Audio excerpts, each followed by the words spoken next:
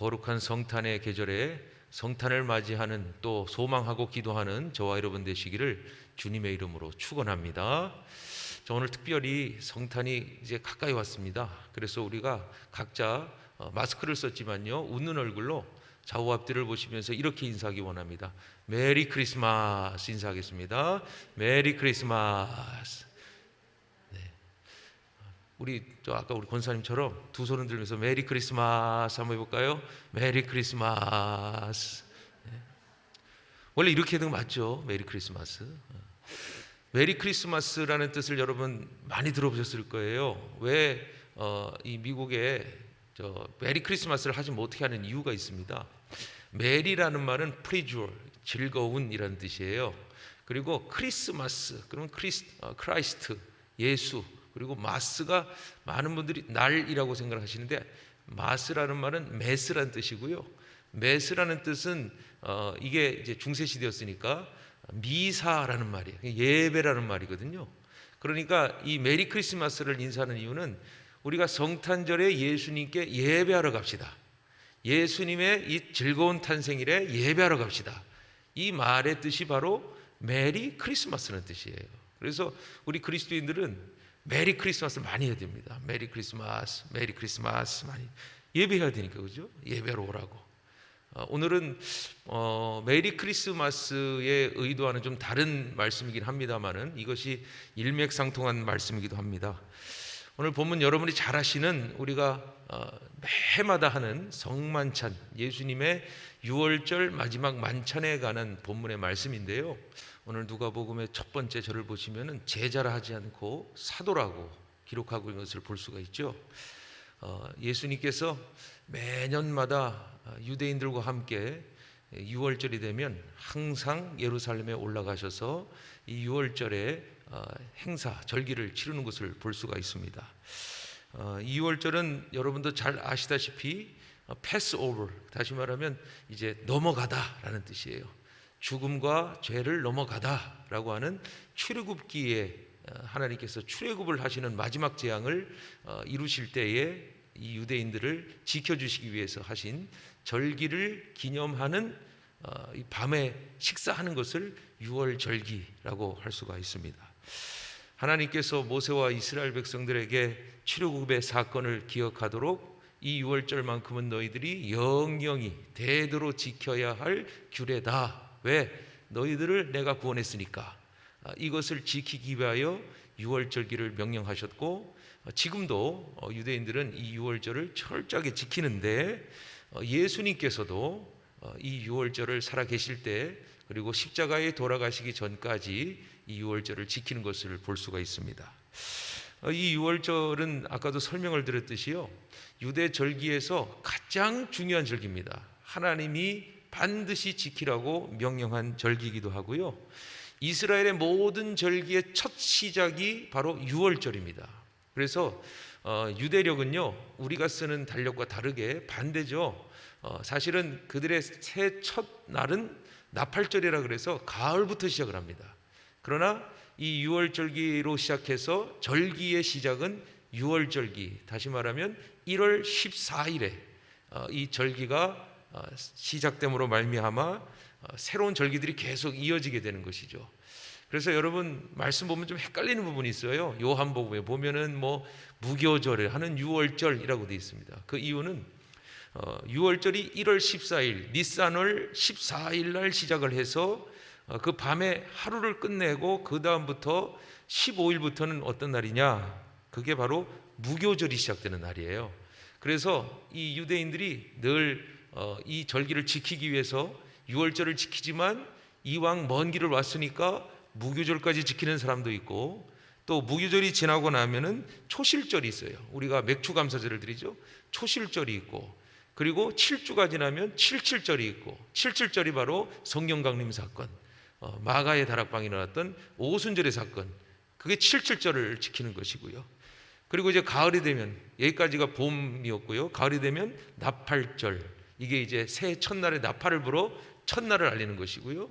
그리고 좀 지나서 대속죄일, 욤키푸르, 그래가지고 아무것도 하지 않고 하나님 앞에 죄의 사함을 구하는 이 대속죄일이 시작되고, 그리고 더 지나서 장막절을 지남으로 말미암아 이스라엘의 절기가 마치는 것을 볼 수가 있어요. 그래서 6월절부터 모든 이 유대인들의 절기가 시작을 하는데요. 자, 그렇다면 6월절의 전통을 여러분이 아셔야 예수님이 하신 말씀을 이해가 되는 거예요. 그래서 사실은 이 6월절과 모든 이 모세오경의 말씀을 알아야 예수님이 하신 모든 의미를 알 수 있거든요. 그래서 6월절 전통을 제가 간단하게 설명을 좀 드릴게요. 여러분 출애굽기 12장에 보시면은 하나님께서 모세에게 이제 6월절의 순서를 가르쳐 주시는 말씀이 기록되어 있습니다. 원래 이제 첫 달 10일이 되면, 아까 제가 14일이라 그랬죠. 그런데 10일이 되면은요, 각 가정마다 그 식구 수에 따라서 이제 6월절에 먹을 어린 양을 잡기 시작합니다. 그러니까 어린 양을 잡고 그 어린 양의 피로써 우슬초라고 하는 그 식물이 있어요. 그 우슬초를 묶어다가 무엇을 하느냐? 6월절이 되면 그날 이제 문 임방과 좌우에 피를 묻혀서 이제 죽음의 사신이 지나갈 수 있도록, 그냥 통과할 수 있도록 표식을 해 두는 것입니다. 그래서 6월절과 사실은 비대면은 연관이 있는 것 같아요. 나갈 수가 없어요. 왜냐하면 나가면 죽으니까. 그래서 6월절에 가족이 이제 모여서 이제 저녁을 함께 해야 되는데요. 하나님께서는 6월절을 지킬 때 이방인도 그리고 유대인들의 종들도 허락을 하긴 했습니다. 다만 조건이 있습니다. 이방인과 유대인의 종들이 참여하기 위해서는 반드시 할례를 받고 참여하도록 엄명을 내리시는 거예요. 그리고 이제 밤이 이제 저물어서 이제 6월절에 잔치 만찬을 벌이는데 어떤 형식으로 이루어졌냐 봤더니 이제 가장이요 첫 잔을 듭니다. 포도주의 첫 잔을 딱 들면서 하나님께서 우리를 구원하셨습니다 라고 하면서 감사의 기도를 드려요. 그러면 그 첫 잔을 어떻게 하느냐, 서로 토스를 하는 것이 아니라 그 잔을 서로 가족이 이 한 잔을 가지고 나눠 마시는 거예요. 한 잔을 가지고 나눠주면 건네고 이제 잔을 마십니다. 그리고 두 번째 잔을 이제 마시게 됩니다. 이 두 번째 잔은 무엇을 얘기하냐면 역병의 잔이라고 부른다고 합니다. 뭐냐면 드디어 하나님의 재앙이 끝났고 우리가 이제 이스라엘을 출애굽할 것이다 라고 감사하고 축하하는 잔을 돌리는 거예요. 그때도 같이 잔을 돌리면서 마시죠. 그 잔을 다 나눈 다음에 시편 113편과 114편을 찬송합니다. 이 준비한 모든 잔을 마친 후에는 그 두 번째 잔을 마치고 아이들에게 이걸 가르쳐줘요. 아이들이 직접 물어보게 하는 거예요. 이게 하브루타라는 거예요. 유대인들은 늘 질문하고 답하는 토론을 자주 합니다. 그래서 아이들의 창의적이고 뛰어나죠. 그러니까 어떤 질문을 주로 하냐, 제가 이 영상을 보여드린 이유가 있어요. 뭐냐 하면 이 예수님 시대에는 이 만찬하실 때 옆으로 누워서 식사를 합니다. 이게 원래 전통이에요. 그래서 아이들이 왜 우리가 옆으로 누워서 먹어야 되죠? 왜 우리가 이 양을 먹어야 되죠? 왜 이런 일을 해야 되죠? 이걸 아이들에게 질문을 가르쳐 줄 때 아이들이 질문을 하면 그 어른 가장은 우리는 하나님의 구원을 받았고 하나님이 지켜주셨고 뭐 이런 풍습을 설명을 하고 나서 두 번째 잔을 먹고 난 후 세 번째에 무엇을 하냐면 드디어 6월절의 음식을 먹게 된다는 것이죠. 그런데 이 6월절의 음식을 먹고 세 번째 잔을 먹을 때 오늘 말씀에 기록된 예수님께서 사도들 즉 제자들에게 성만찬의 예식을 진행했다는 거예요. 세 번째 떡과 잔으로 예수님이 이 성만찬의 예식을 진행했다는 거예요. 보통 이제 떡이라고 말을 하는데요, 이걸 무교병이라고 하죠. 그래서 6월절이 되면 누룩이 들어간 음식을 다 치웁니다. 그리고 무교절로 하는데 이것을 히브리어로 마짜라고 합니다. 물론 뭐 터키에도 그렇고 다 사용을 하죠. 그냥 떡 밀 전병이죠. 큰 어떤 그 마짜를 가지고 이제 싸는 거죠. 쓴나물 하고 구운 양고기 하고 해가지고 이제 하루셋이라고 하는 소스가 있어요. 그 소스를 찍어서 먹습니다. 이 관련된 말씀이 요한복음에도 기록되어 있습니다. 요한복음 13장 26절에 보니까 이런 말씀이 있어요. 예수께서 대답하시되 내가 떡 한 족을 적셔다가 주는 자가 그니라 하시고 곧 한 조각을 적셔서 가롯 시몬의 아들 유다에게 주시니라는 말씀이 기록되어 있어요. 그런데 말씀을 보니까요, 가롯 유다가 떡은 받았는데요, 잔을 받지 않고 떠났어요. 무슨 말이냐면 완전한 성만찬에 참여하지 못했다는 것이죠. 즉 성만찬은 떡과 잔이 예수님의 살과 피이기 때문에 그것이 거룩하고 정결하다는 의미라고 해석할 수가 있을 것 같습니다. 그리고 떡을 이제 나누고요, 또 잔을 주면은 같이 함께 이제 먹게 되는 것이죠. 이제 세 번째 잔은 어떤 의미를 갖고 있냐면, 홍해가 갈라져서 이스라엘 백성들이 자유와 해방을 이루신 하나님을 위하여 함께 기쁨으로 나누는 잔을 서로 나누게 되죠. 그래서 이 세 번째 잔을 마친 후에 이제 사실은 공식적인 이 유월절 잔치는 끝나는데요, 세 번째 잔을 모두 마치고 나서 방문을 엽니다. 방문을 열고 네 번째 잔을 마시게 되는데, 그 네 번째 잔은 바로 엘리야의 잔이다 라고 되어 있어요. 이 네 번째 잔은 어떻게 하냐면요, 마시고 나서 할렐이라고 하는 잔이라고 하는 거예요. 이 할렐은 뭐예요? 할렐루야 그러죠. 그러니까 여호와를 찬양합니다. 찬양하다라는 게 할렐이에요. 그래서 모든 게 다 끝났으니까 할렐이라는 잔을 들어서 함께 기쁨을 나누게 되는 것이죠. 그래서 네 번째 잔을 다 마친 후에 시편 115편부터 118편까지 찬송을 하면서 이제 마무리를, 완전히 유월절의 마무리를 하게 된다는 것입니다. 그런데 예수님께서 세 번째 잔을 드실 때에 이런 말씀을 하시잖아요. 내 피로 세우는 새 언약이니 곧 너희를 위하여 붓는 잔이다 라고 말씀을 하시죠. 근데 이 말씀이 예수님이 직접 말씀하신 말씀이 아니고요, 출애굽기 24장 9절에 보면 이 말씀이 나와 있습니다. 그래서 예수님이 옛 언약의 말씀을 인용하여 다시 피와 포도주와 떡을 나누시면서 새 언약을 내가 너희에게 붓는 것이다 라고 말씀을 하시는 거죠. 그러면 출애굽기 24장의 옛 언약은 무엇일까요? 하나님께서 모세를 시내산에 불러서 모든 법을 가르쳐 줍니다. 율법을, 계명을 다 가르쳐 주시죠. 그리고 모세가 이 하나님의 법을 다 듣고 배우고 나서 다시 백성들을 모으죠. 모으고 나서 뭐라고 하냐면, 너희들은 이제 하나님의 백성이 될 거냐 말 거냐라고 질문을 합니다. 그때 이스라엘 백성 전부가 우리는 하나님의 택한 백성이 되겠습니다, 그 언약을 반드시 지킬 것입니다 라고 선포를 하게 되죠. 그러자 모세가 청년들을 데리고 와서 이 소를 잡습니다. 소를 잡아가지고 뭐 하느냐, 그 소를 잡아서 하나님 앞에 죄에 대한 번제를 드리고 화목제를 드리고 제단에 피를 뿌리고, 그리고 그 피를 어떻게 하냐면요, 약속한 이스라엘 백성들에게 전부 다 뿌려버립니다. 왜냐하면 그 피로 세운 언약이기 때문에. 이것을 옛 언약이라고 말하는 거예요. 율법과 계명이 약속으로부터 이스라엘 백성들에게 시작된 것을 옛 언약이다 라고 말해요. 그래서 이 24장에도 9절에도 이렇게 나와 있죠. 이는 여호와께서 모든 말씀에 대하여 너희와 세우신 언약의 피니라 라고 기록되는 것을 볼 수가 있어요. 그런데 여러분, 약속을 맺고 나서 하나님과의 약속을 파기한 사람이 누구죠? 이스라엘 민족이었어요.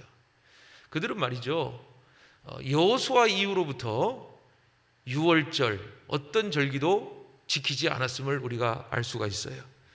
우리가 이전에도 말씀을 배웠듯이 유월절을 회복한 왕이 두 왕이 있었습니다. 히스기야 왕과 그리고 요시야 왕이었죠.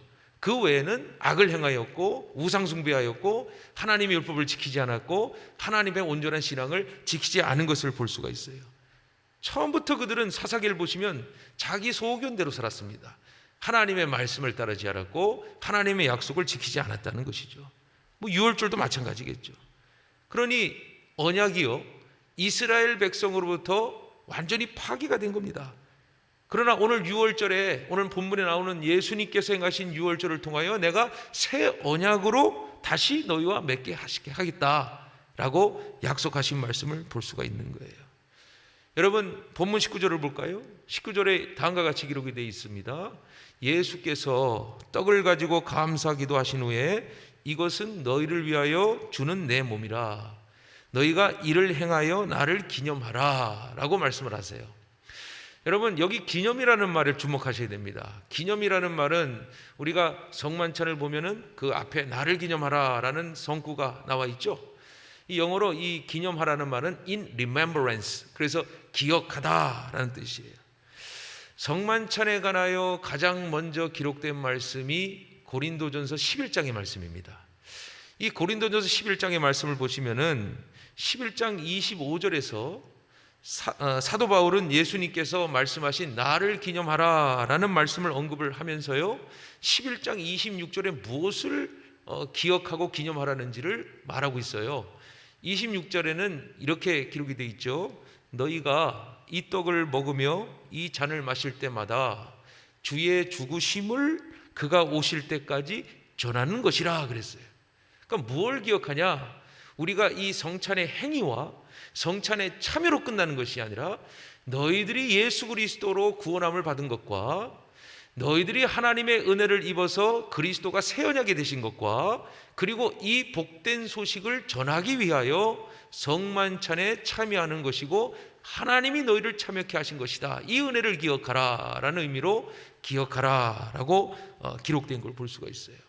그러니 우리의 죄를 대신하신 예수 그리스도, 또 우리의 죄를 모든 걸 자유케 하시고 구원하신 예수 그리스도, 그리고 다시 오실 예수 그리스도, 이 현재 과거 미래의 총 시간의 모든 공감이 이루어지는 것이 바로 성만찬이고요, 예수님이 유일하게 가르쳐준 예배의 형태도 성만찬이고요, 개신교회의 첫 번째 시작이 성만찬이 첫 예배가 된다는 것이에요.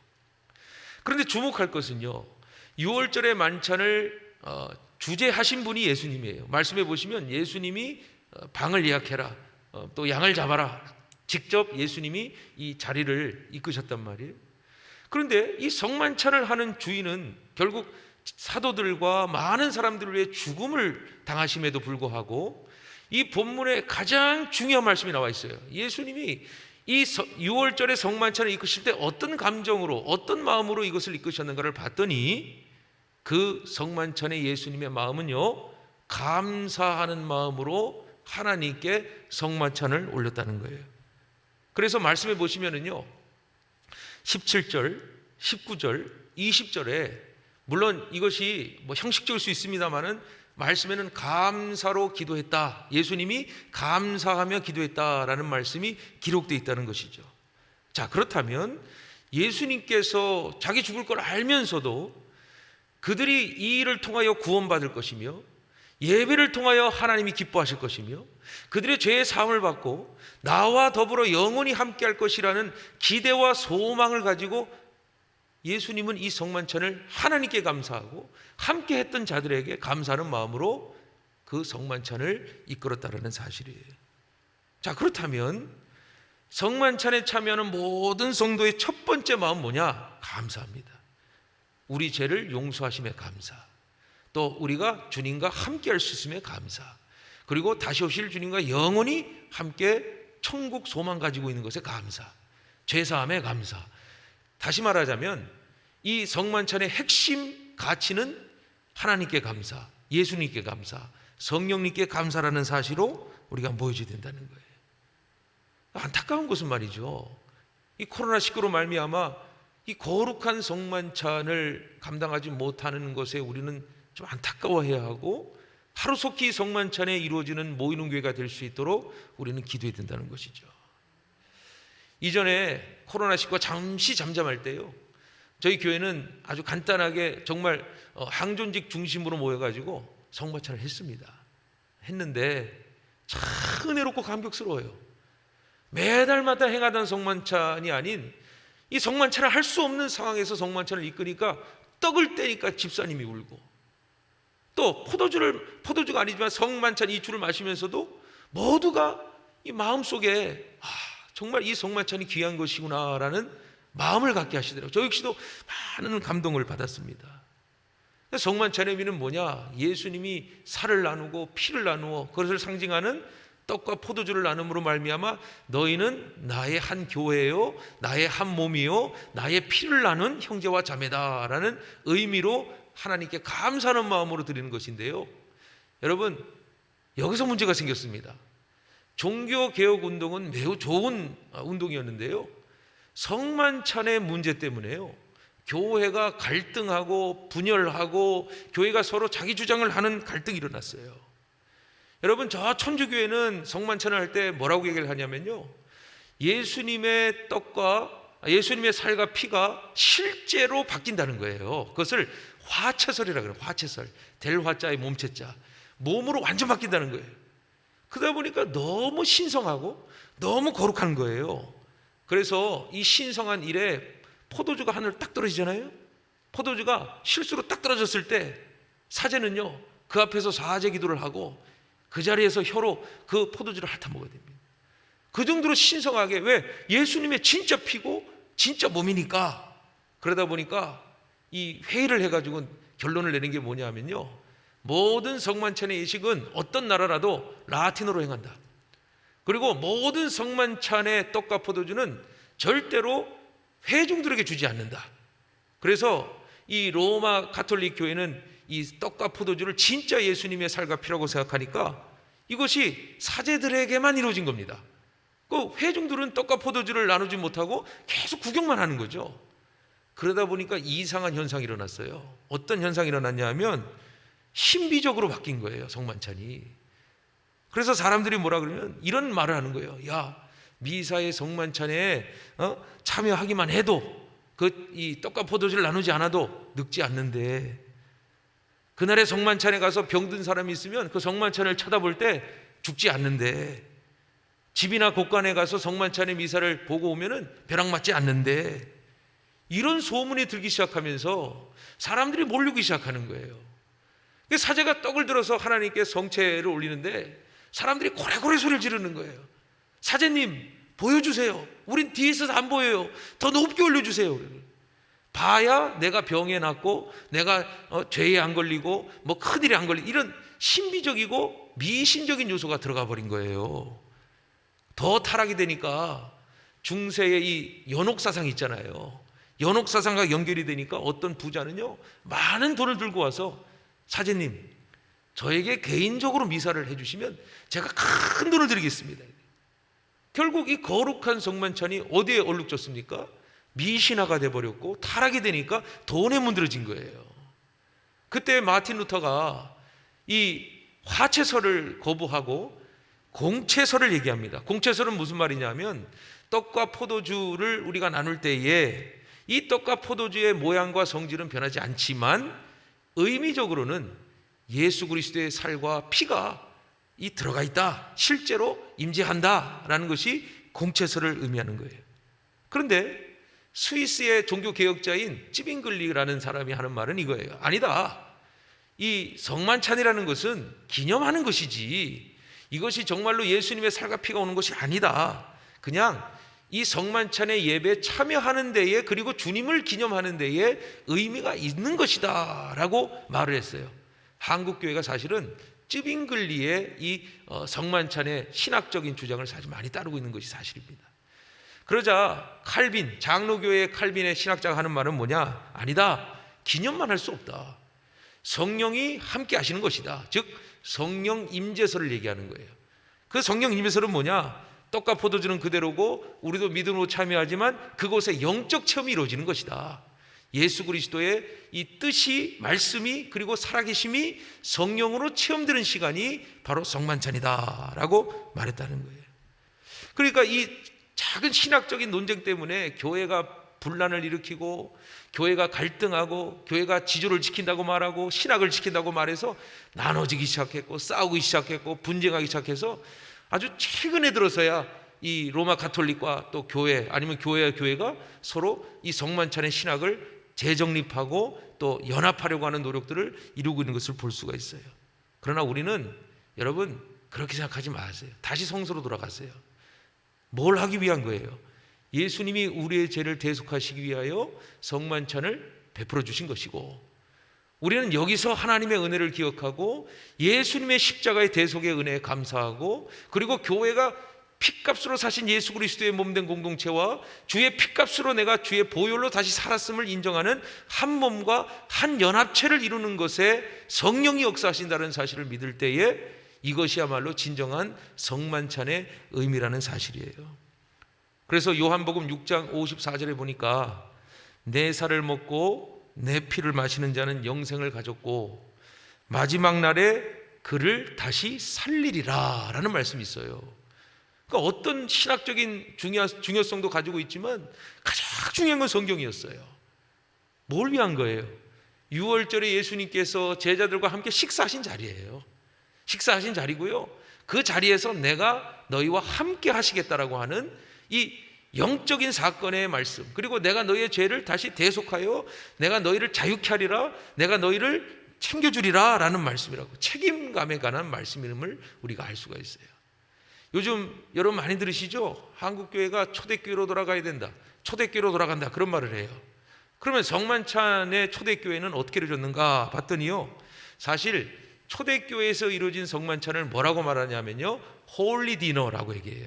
그러니까 예수님이 저녁에, 유월절 저녁에 하신 만찬과 똑같은 의미죠. 홀리 디너는 뭐예요? 감사하는 저녁이에요. 그냥 떡을 떼고 포도주를 마시면서 우리 하나님께 감사하자, 우리 서로 사랑하자, 우리 저 세상을 향해 기도하자, 그 저녁 식사의 자리를 성만찬이라고 초대교회 교인들은 말했다는 것입니다. 또 한 가지는 성찬이라는 의미죠. 홀리 커뮤니언이라고 부른다고 하는 거예요. 거룩한 만찬이라는 뜻이에요. 그러니까 커뮤니언이 어디서 나왔냐면 헬라어로 코이노니아라는 뜻이에요. 코이노니아의 뜻은 친교하다, 교제하다라는 뜻인데, 그 친교와 교제가 무엇을 하느냐? 사랑관계, 내 비즈니스, 내 목적으로 하는 것이 아니라 주님 안에서 하나님이 함께 하시는 거룩한 만찬이다 라고 해서 성만찬이 이루어지는 거예요. 그리고 거기서 사도가 말씀을 전하고 떡을 떼고 음식을 나누면서, 원래 이 초대교회 예배는요, 식탁 공동체예요. 먹으면서 말씀을 듣고 먹으면서 서로의 신앙을 나누고 또 거기서 기도하고 거기서 서로 기쁨으로 마무리 짓는 것이 이 성만찬의 참 의미라는 것이죠. 그리고 초대교회가 그 전통을 지켰다라는 사실이에요. 여러분, 누가복음 24장 29절 31절에 보시면은요, 부활하신 예수님께서 두 사람을 만나죠. 엠마오로 향하러 떠나는 두 제자와 함께 길을 걷습니다. 그 길을 걷다가 이제 저녁 식사할 때가 되었어요. 그래서 예수님께서 이제 함께 식사를 하자고 강청을 해서 예수님이 식사를 하실 때 이런 말씀이 기록되어 있어요. 그들과 함께 음식 잡수실 때에 떡을 가지사 축사하시고 떼어 그들에게 주니, 그랬더니 31절에 뭐라고 되어 있냐면요, 그들의 눈이 밝아져 그인 줄 알아보더니 예수는 그들에게 보이지 아니하신지라 라고 되어 있어요. 다시 말하자면 엠마노에 가는 그 도상에서 예수님에 대해서 말씀하실 때는 알아듣지 못하다가 축사하시고 떡을 떼어 나눠줄 때쯤에 그들이 예수님이 예수님됨을 알았다라는 사실이에요. 그리고 성만찬의 의미는 뭐예요? 우리 모두가 그리스도의 제자이자 그리스도의 거룩한 존재로서 예수님의 살과 피를 먹는 그런 기념적인 의미를 통하여서 성령이 내 안에 임할 때, 아, 예수님이 나와 함께 하시는구나, 아, 내 죄가 예수로 사함을 받는구나, 아, 내가 예수 그리스도에 연합된 공동체, 이 교회를 위해 하나 되어야 되는구나 라고 하는 결단이 우리의 능력이 아닌 하나님의 능력으로, 즉 성령 임재하심으로 이 성만찬은 감사할 수밖에 없고 기뻐할 수밖에 없다는 사실이에요. 여러분, 그래서 성만찬을 너무 예식화해서 보지 마세요. 경건하고 거룩한 마음은 좋아요. 하지만 더 중요한 것이 있다 그랬어요. 하나님께 감사하는 거예요. 예수님께 감사하는 거예요. 또 내 죄가 예수 그리스도로 모두 이 잔을 통하여, 그리고 이 떡을 먹으며 주님이 나와 함께 하심에 모든 것이 주 뜻대로 이루어질 것입니다. 내가 주의 몸과 주의 피처럼 하나님의 뜻을 이루겠습니다라고 하는 믿음의 결단이 성만찬 안에 이루어지면 된다는 것이죠. 이 의미를 잘 설명한 소설이 하나 있어요. 제가 책 한 권을 소개하고자 하는데요, 1950년에 출판된 바네트의 만찬이라는 책입니다. 이게 1987년에 영화가 됐는데요, 이 바네트의 만찬을 만든 작가가 누구냐면요, 덴마크 출신의 이자크 디네센이라는 분인데, 이분이 만든 작품 중에 아웃 오브 아프리카라고, 여러분 옛날 영화 아시죠? 메릴 스트립 나오는 영화, 그 메릴 스트립의 실제 주인공이 바로 이 이자크 디네센이에요. 이분이 바네트의 만찬에서 책을 썼는데 그 책의 배경이요, 19세기 말 덴마크 유틀란트라는 지역의 작은 마을에 이 목사님이 한 마을을 이제 교회 중심의 마을로 바꾼 거예요. 그런데 이 목사님의 두 딸이 있었습니다. 그 두 딸은 마르티나와 필리파라는 이름인데요. 사실 이 이름은 의미를 갖고 있어요. 마르티나는 마틴 루터를 의미하는 거고요. 필리파는 멜랑히트네라고 하는 루터와 함께 종교교육을 일으킨 그 이름을 빗대서 이름을 지었던 거예요.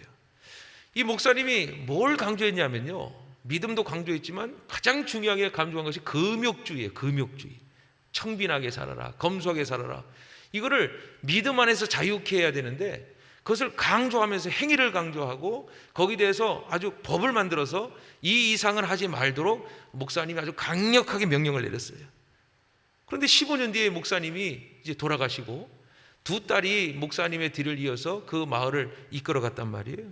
근데 두 딸이 아버지의 이 금욕주의를 배우다 보니까 자기가 사랑하는 남자가 있어도 결혼하지 않고 그렇게 금욕주의로 지키다가 결국엔 결혼도 못하고 독신으로 중년의 삶을 살게 되는 거예요. 그런데 어느 날 미지의 한 여인이 그 두 딸의 집에 찾아옵니다.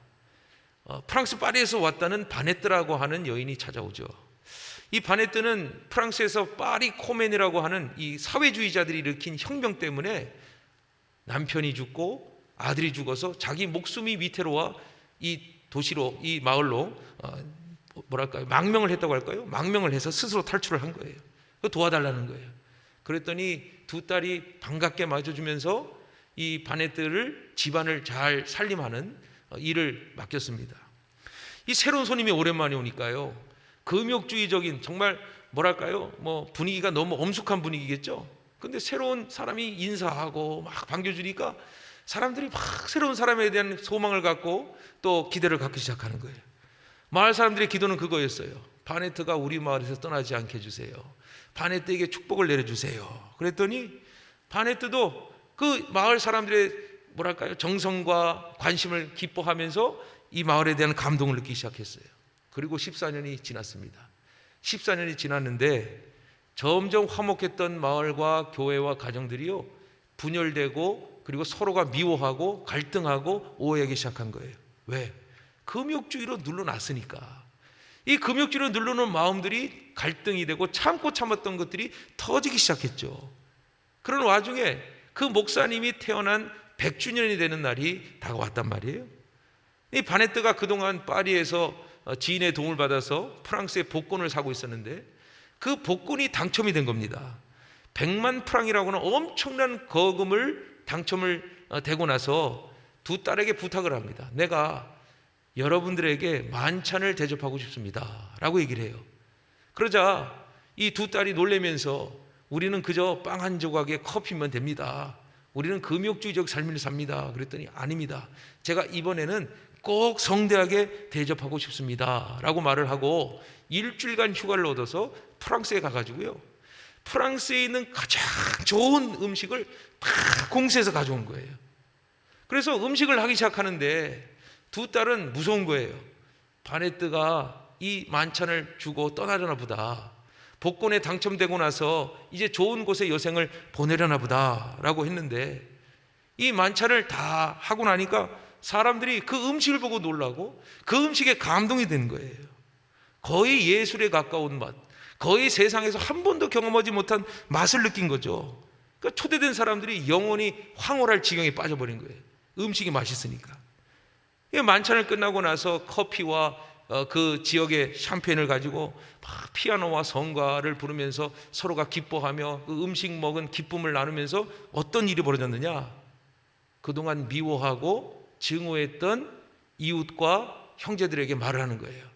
미안했다, 용서해다오, 사랑한다, 이해해다오.